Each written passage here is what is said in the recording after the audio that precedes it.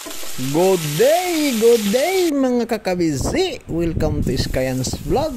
As father of Kai, another day, another mini vlog. Ngayon naman ay magluluto tayo ng chicken curry. Sasangkutsahin natin muna yan. Papalabasin natin muna yung aroma niyan.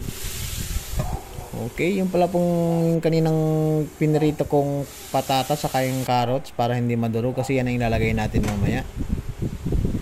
Okay, lagyan na natin ng unang gata yan, ang ilalagay lang natin. Maglagay tayo ng asin, bitsin, saka paminta, pampaanghang ng kaunti. Takpan na natin at maya maya papakuloyin lang natin yan.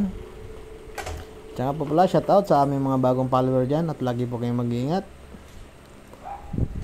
Lalo na po sa mga OFW. Lagi po kayong mag-ingat dyan at shout out po sa inyo.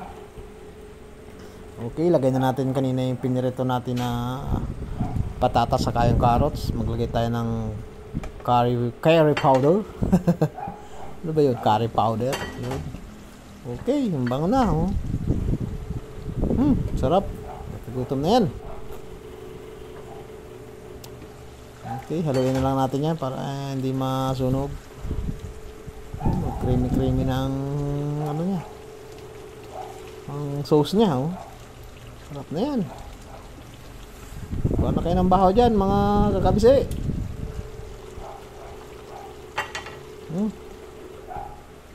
Kunting minuto na lang antay natin dyan at luto na yan.